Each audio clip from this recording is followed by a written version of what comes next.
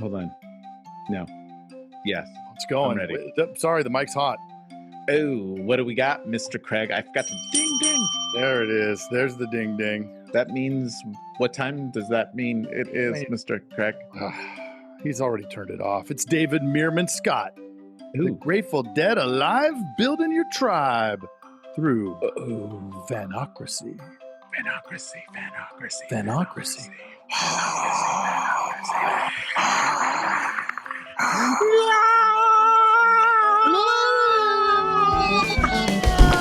Buckle up, it's the Insurance Dudes Podcast. Hey! How's it going? Good. How you doing? I'm doing just great. Thank you very much. David. We are excited about this one. Good. Yes. So am I. Cool, man.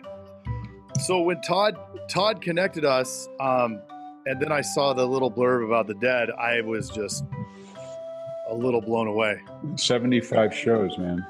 75. My first one was when I was 17 when at Madison Square Garden. Here's my Grateful Dead Wall of Fame, actually.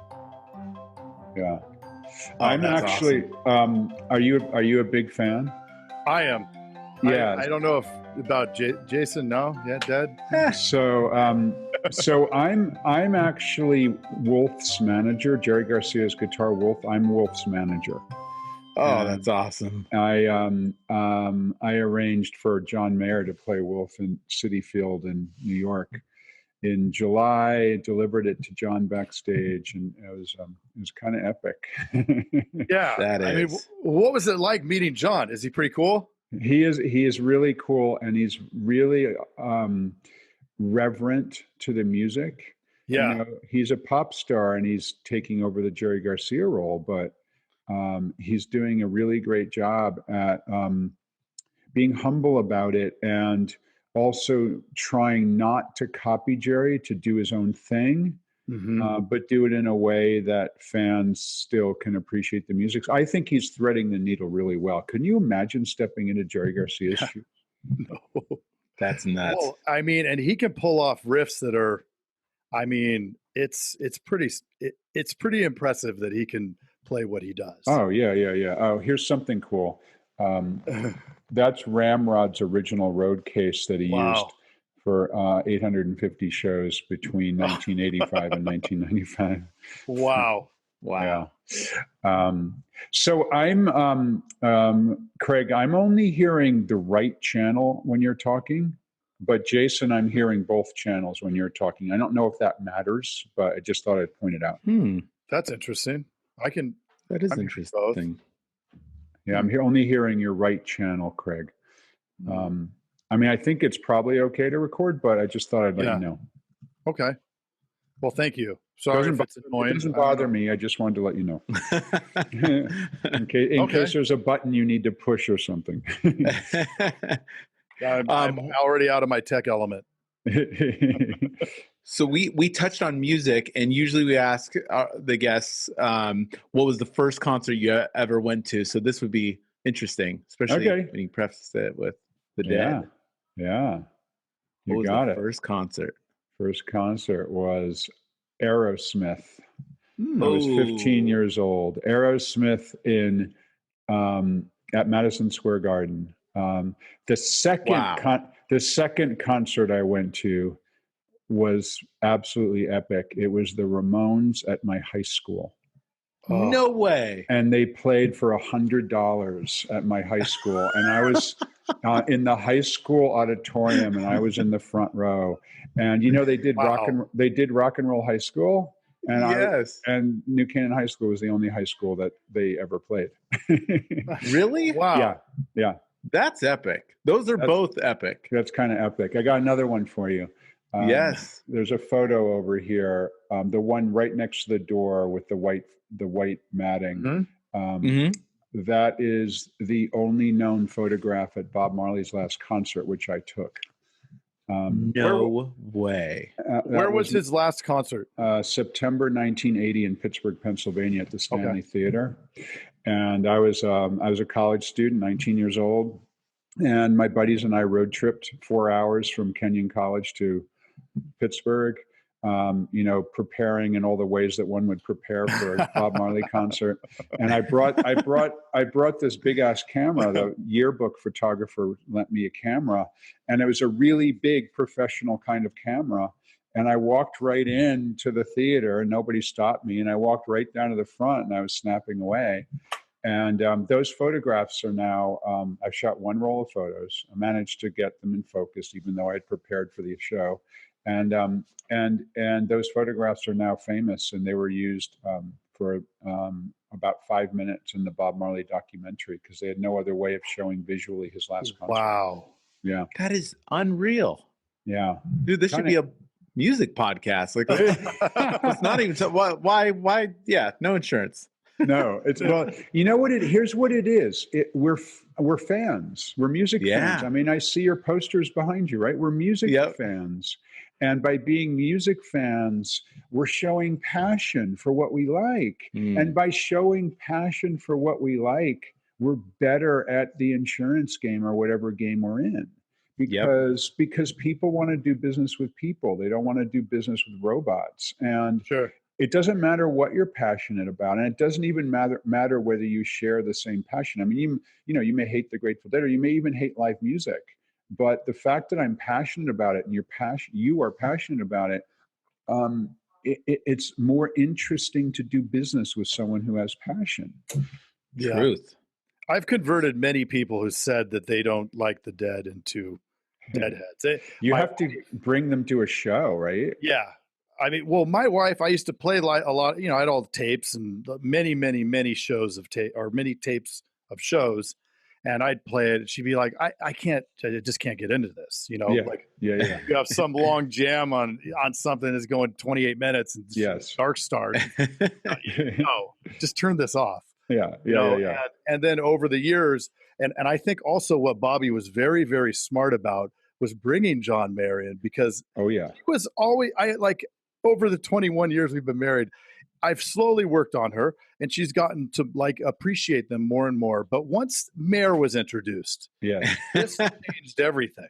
Yes. Now she downloaded Nugs. The Nugs app. Really? That's hardcore.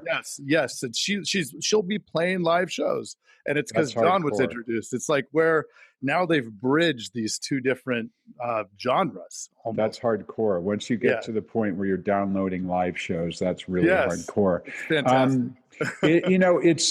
They do such a good job, and people have so much fun. And once you're a part of the tribe, I mean, you got the lingo, and you can walk up to any Deadhead at a show, like never met them before, and just start chatting. Hey, were you at the show last night? What's going on? Have you seen them this tour? And instantly you have a bond. Yeah, and I think that's really cool.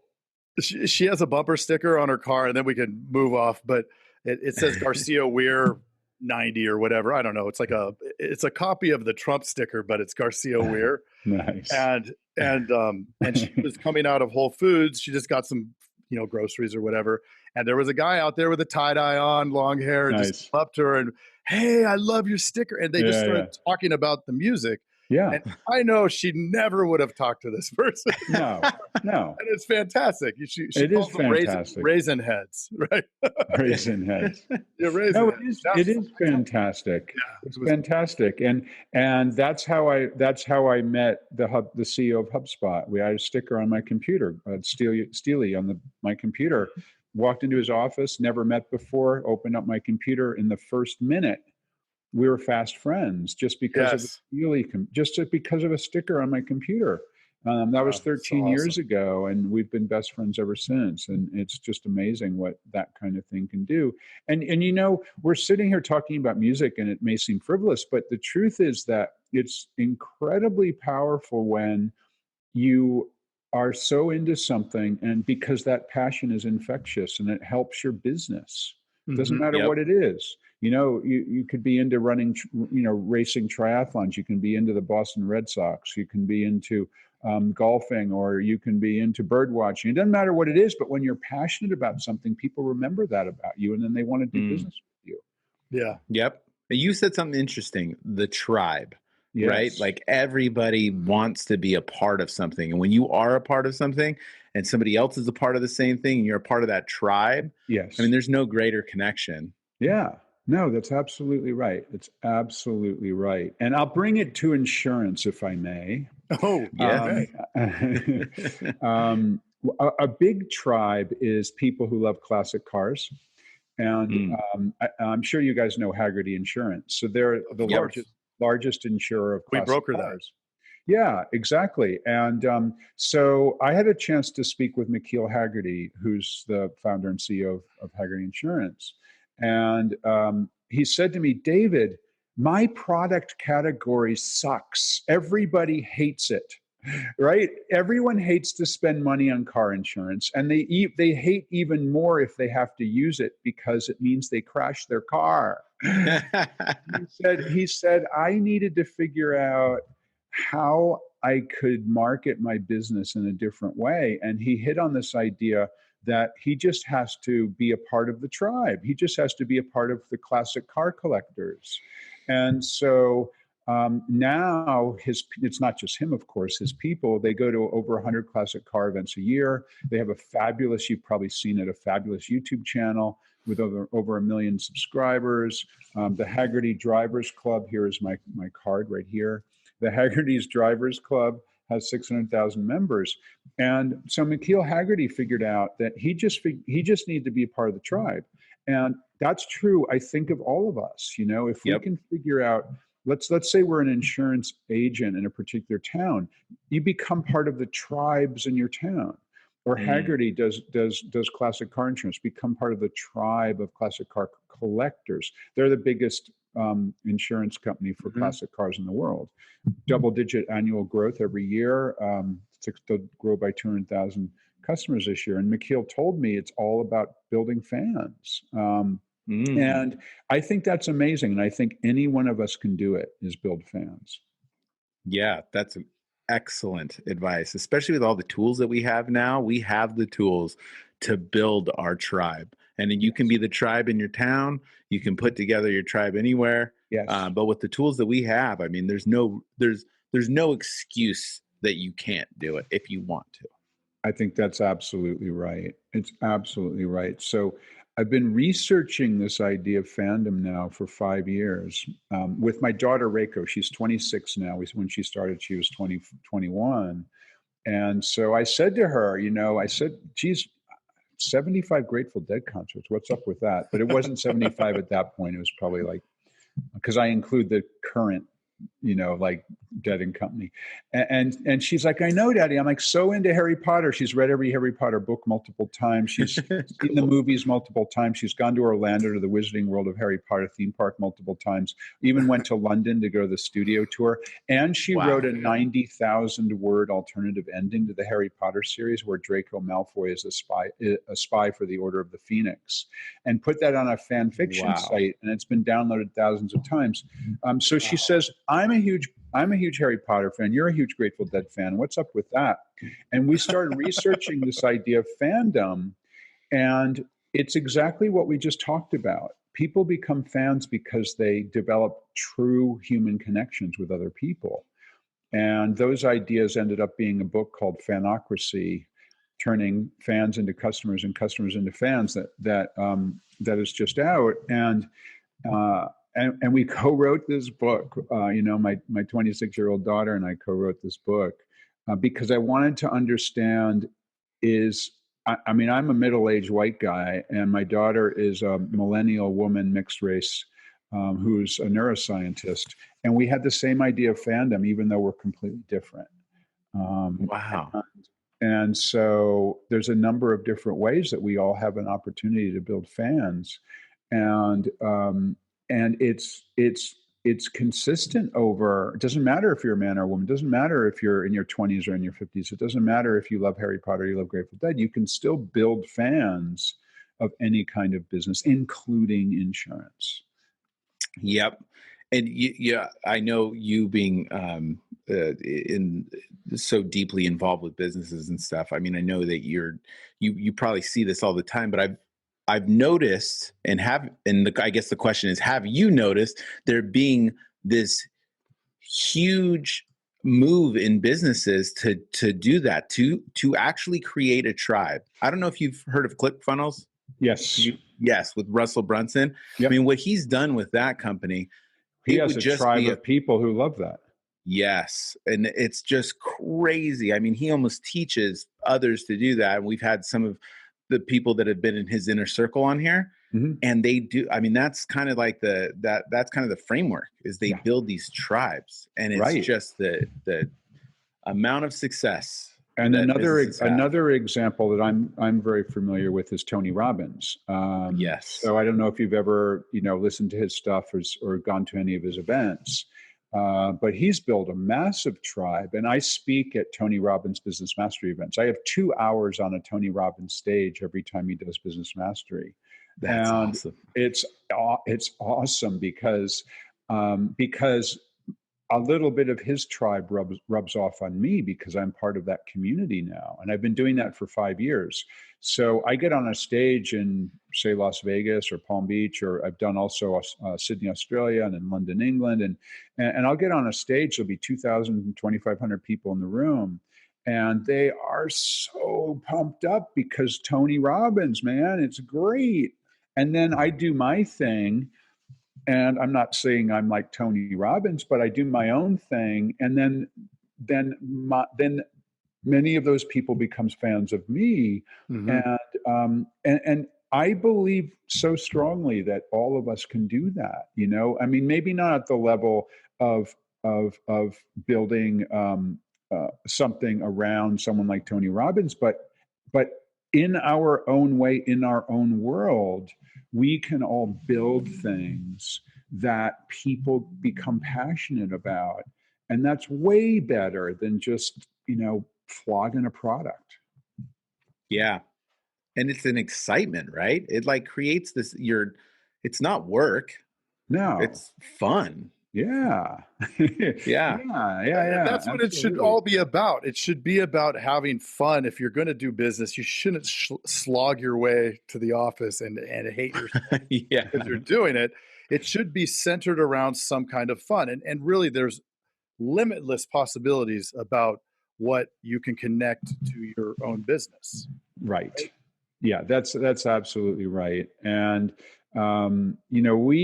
we dug into the neuroscience of fandom. I mean, we really geeked out about it. My daughter has a neuroscience degree from Columbia University.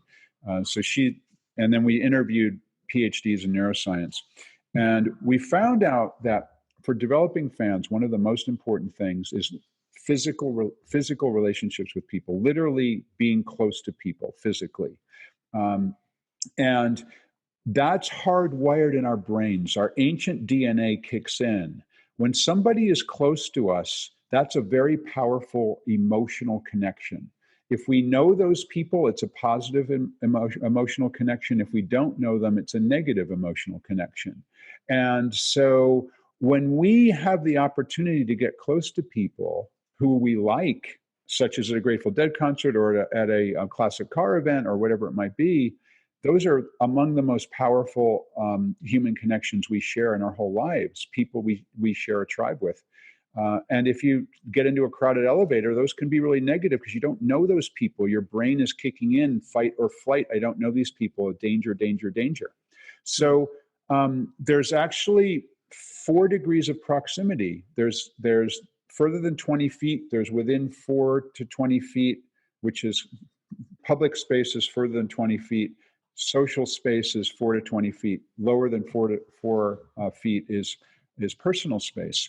The more you can get within like-minded people's personal space, the more powerful the human emotions are. What that means is, literally, if you can get close to people, take them to lunch, go to the cocktail parties where they are, meet them in their offices, create a client conference where you bring your people together, that becomes really, really powerful. And there's another neuroscience concept, which is so interesting. It's called mirror neurons. And you can virtually get close to people, because what happens in your brain when you see someone do something, your brain fires as if you're doing it yourself, which I will now demonstrate. I have a lemon and a slice of lemon.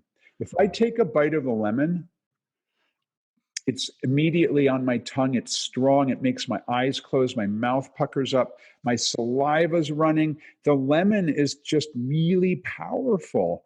And you may be tasting that lemon too now, just through this concept of mirror neurons. That's why we get sad at sad movies. It's just a movie. Nothing's happening to you. Right. That's why you think you know a movie star. You don't know them. You've never met them. You've seen them on a screen, yet you feel that they're your friend. So we can use this in business, insurance, and real estate, whatever business we're in as entrepreneurs, what we can do is use this concept of mirror neurons to our benefit. We can use photos and video on our website, on our social media, to create a tribe of people who feel they know us because of the use of video, because of the use of photos. It actually explains the humble selfie. And people think a selfie is frivolous, but it's not. It's really powerful because it's taken within about 4 feet. My arm is 4 feet away from me when I take a selfie. And that image is among the most shared images on people's social media because you're looking directly at the camera, because you're showing, there we go, look at that, we're taking a selfie right now. Really, it's really, really, really powerful stuff. And so that's just a couple of concepts around neuroscience about how anybody listening in here can create a personal connection which will develop into a tribe by developing physical proximity or virtual proximity to customers. So even doing Zoom meetings with your clients or with a group of clients is going to increase that effectiveness. Way more than a simple telephone call, because our brain is triggering that we're actually next to each other right now, even though we could be. I'm in Boston. Where are you? I'm in Tucson, Arizona. Okay, I'm in California. We're 3,000 miles away, but our brains are kicking in as if we're literally in the same room talking to one another within our personal space 4 feet away. That's our brain. What our brain tells us through mirror neurons. It says, the ancient brain kicking in says, I'm right next to this person. And that's among the most powerful emotions that we humans have, because we trust someone. That's really powerful. And so you can use that in your business. And most people don't. They either have no photographs, or they're not active on social networks, or they don't use tools like Zoom, but they're so powerful. Craig and I both, we've kind of ramped up our meetings. We do office meetings, separate offices, of course, but twice a day. And it's just, it doesn't, to your point, to what you're saying makes sense, because I don't even care what the meeting's about, but to bring everybody together, kind of take their mind off of insurance. They've been sitting behind a desk, and to kind of come together and talk has been very therapeutic.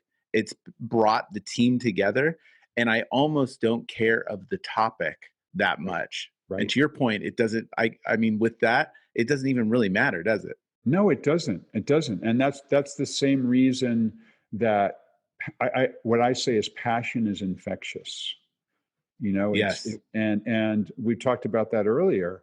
You have that conversation with someone, you may not love the same things they love, but you love the fact that they're passionate.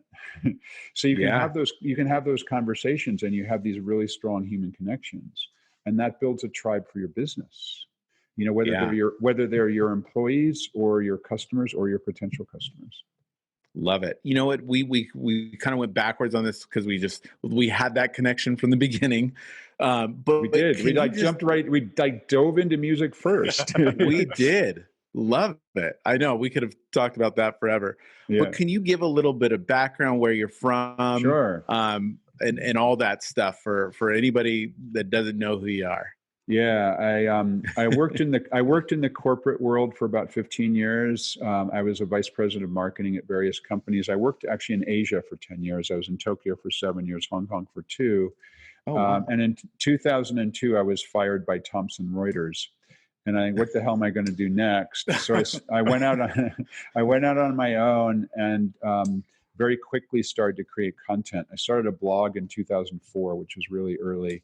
And started a YouTube channel really early. And so then I wrote a book called The New Rules of Marketing and PR that came out originally in 2007. And now is in the 6th edition. That's arguably the most popular online marketing book in the world. It sold 400,000 copies in English, and it's in 29 other languages. And that came out originally in 2007. And recently I've been thinking really strongly about what's next. And that's why I started to dig into fandom and what eventually became this book called Fanocracy, because I felt like the digital channel is being abused by so many people, right? People are doubling down with, it's a polarized environment. They're sending yet another email message and yet another social message. And you connect with someone on LinkedIn, and they're always trying to sell you something, and the channel is being abused. And so I think what's next is the pendulum has swung too far in the direction of that kind of superficial communications. What's next is a true human connection, and that's what we've been talking about for the last 20 minutes. Is that true human connection? I mentioned earlier that I'm tight with Tony Robbins. I speak at all of his business mastery events. And I also serve on the advisory board of some companies. And that part of my business is really fun. I act like a venture capital firm because I advise companies, but I take equity instead of cash. So if they do well, I do well. And if they don't do well, I make no money at all. Yeah. That's cool. Yeah. I mean, what a weird, how crappy did you feel when you got fired? And looking back, how wasn't that the best day of your life? Getting fired was the best career move that I ever made. Yeah. Yeah. I mean, because I was a vice president of marketing of Thomson Reuters. It was a big job. People thought, geez, that's exciting. You have a really nice name on your business card and all that. And when they let me go, I was lost. What do I do next? And that was 2002. It was right after 9/11. And I thought, I'm going to get another big marketing job. And there weren't any other big marketing jobs. So I was forced to figure out what to do. And that's when I started my own business. And I'm a business of one person. I've never wanted to have any employees. I have a lot of people who help me virtually, but there's no employees. So I like to tell people I've been happily unemployed for 17 years now. But it really, it was that the catalyst was losing my job, which as you say, Jason, was terrible in the beginning. Right. But eventually became the best thing that ever happened to me from a career perspective. That's crazy. And then with that paradigm shift, I mean, did that aid you to really push the boundaries? I'm sure working that job that everybody told you was just the pinnacle, right? That's as a man in society, you had the job, and right. It sounds like this is 100 times more rewarding where you're at now. Way better. It's way better. I'm making more money. I'm having more fun. I control my destiny. I only talk to cool people like you, and I don't talk to assholes. It's great. It's great. And I think that I'm old enough now. I'm in my 50s to kind of look back and think that we all have the opportunity to control our destiny. And we don't have to be tied to something that we don't love, and we can change those things and figure out what are the things that we love and build a life and a work around it. Yep. And in my case, I had to make some pretty drastic changes. I moved to Asia when I was 26 years old. That was kind of radical, but and then I was fired and I had to figure out how I was going to earn a living. And I decided to write a book. Let's see what happens there. Do some weird things, and some things didn't work, but the ones that worked well. And I think that we all have that opportunity to really take stock of what it is we want to accomplish. And not to get all philosophical on you, but I've been giving a lot of thought now to this 3 stages of my life. The first stage was the first third of my life was the learning phase. And, I was in school, I was learning, and I started in the work world. I had to learn about the world of work and figure all that out.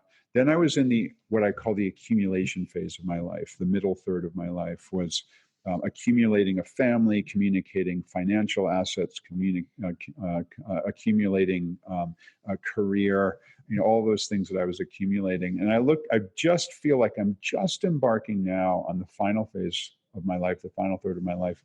And I look at that as my giving back phase. And so I love the idea that I can give back in many ways. I teach for free at colleges here and there. I donate money to, I'm a part owner in a rainforest in Panama that we're preserving. I'm giving back to in many other ways to help entrepreneurs, like we're doing now, talking about this, helping entrepreneurs to be more successful. And I find that, on number one, it's like, oh my gosh, I'm in the last sort of my life. But on the other hand, it's empowering to be able to have the opportunity to help people and to give back. That's awesome. Oh, that's great. Quite a journey. Yeah, it's been great. Yeah. David, mentors are so valuable, right? Finding people and connecting with them and getting help and learning from them. Who have been some significant mentors? I mean, being close to Tony, I'm sure has been. Tony, yeah, Tony's pretty awesome. Yeah. He's been great. I really enjoy a guy called Seth Godin. I don't know if you know Seth. He's a marketer, a writer, a blogger, and I've been reading his blog every single day now for probably 20 years. Wow.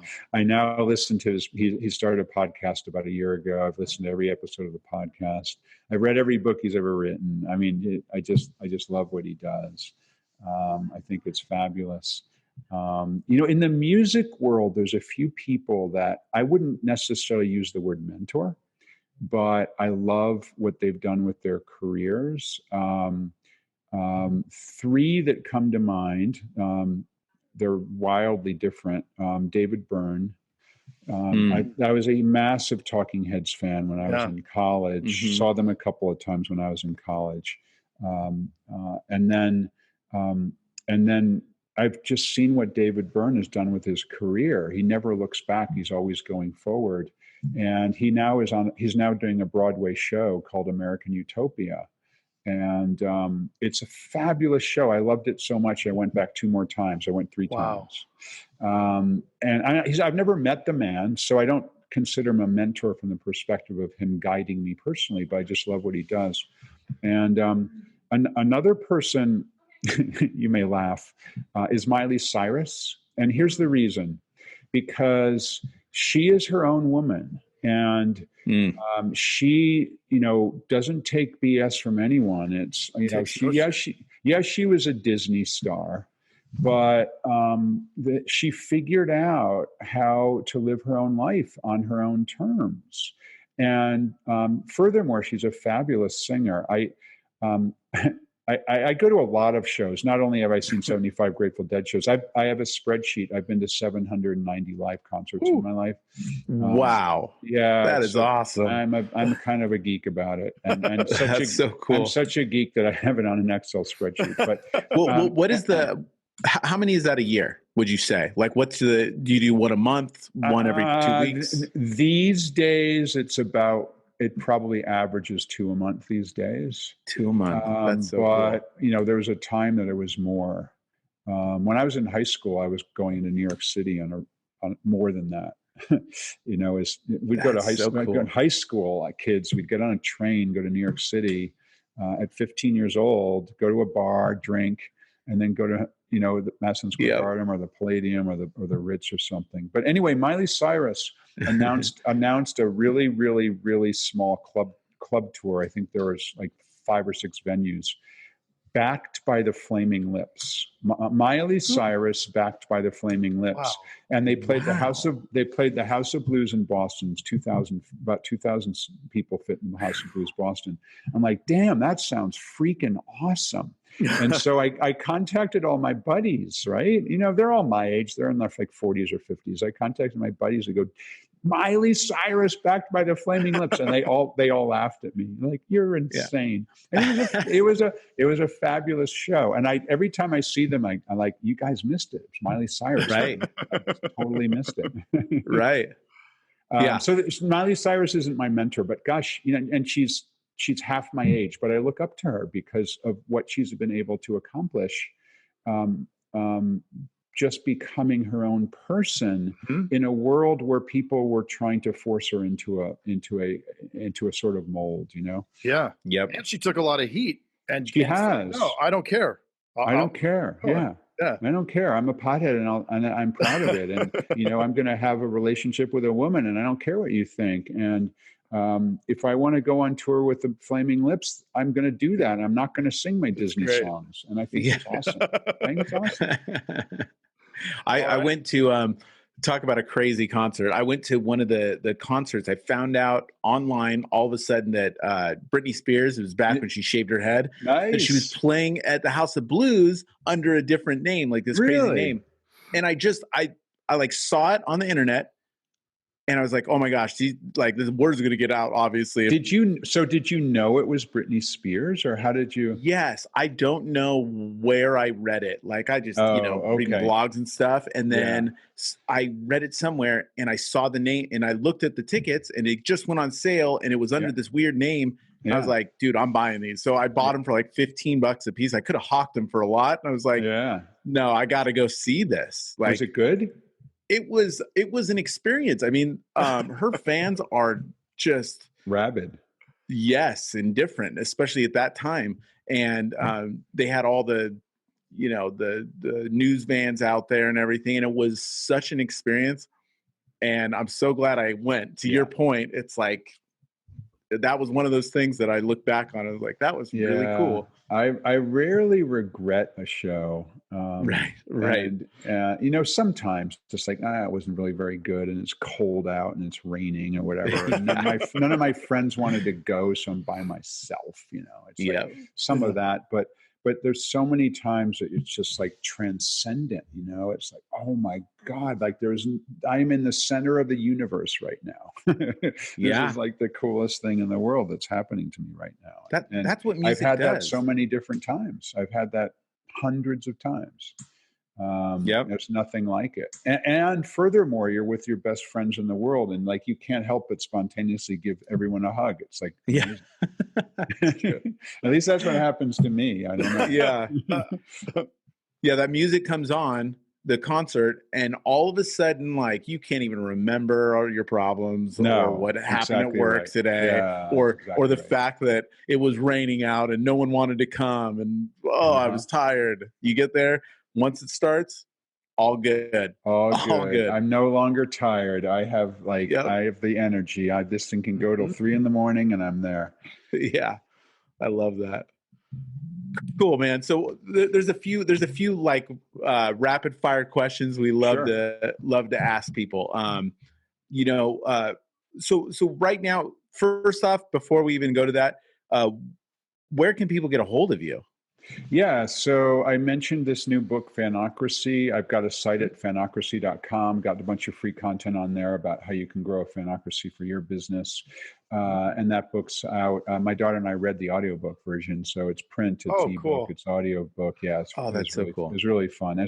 And by the way, I don't know if you have kids, but doing a book with your daughter is, you look like you're too young to have children who are the age that you could write a book with them. But it was a fabulous experience. That's super cool. On the social networks, I'm DM Scott on Twitter and whatnot. So that's a great way to connect. Those are the best ways. Or if you see me at a show, say hello. Oh, perfect. Especially if it's a Grateful Dead show. Go, Craig. Say, we've taken an hour, and I really appreciate all that you've brought to this, David. I know that we certainly are going to maybe lose a couple of people on the music stuff, but it's all worth it for just being able to converse with you and just talk through all of this. It's thank you. Blown away right now. Yeah, I appreciate. And I hope people look deeper into that, because it's funny that we're talking about some high level business stuff and relating it to Grateful Dead, and it's just shows the whole theme of this has been kind of outside the box. And I mean, some of the stuff that you in your career has been incredible, and it really started after you got outside the box. Yeah, no, it did. It did. Cool. Exactly right. And I wouldn't have gotten outside the box if I didn't have the passions that I did and dig into the geekdom around the Grateful Dead, the Grateful Dead and other things. It wasn't just the Grateful Dead. There's a lot of other music. I was really, really into punk rock. I told you I saw the Ramones, but saw the Clash and a bunch of other really cool classic punk rock bands, the Sex Pistols. And so if I hadn't done those things, I wouldn't be where I am now. I'd probably still be in a corporate job. But, figuring out my own path meant that I've managed to make a good living and have a hell of a fun time doing it. And I think anybody can do that. I'm not an outlier. I think I may be a model for how other people can do it, but do what you love and figure out how to make money by doing what you love. And it's just awesome. Love it. And everybody get Fanocracy. I mean, the whole concept of it is really what will take any business to the next 20 years. It is. I'm really excited about this new book, and I appreciate you having me on to talk about it. Thank you. Thank you, David. We appreciate you. My pleasure. Take care. Okay. All right. Have a good one. Hey, you've got to check out the Insurance Dudes Inner Circle, coming soon, where you get extended interviews as well as live coffee talks in our private Facebook group. Join the mailing list today at theinsurancedudespodcast.com. Hey, thanks for checking out The Insurance Dudes. Hey, please subscribe. We got some really great stuff coming out.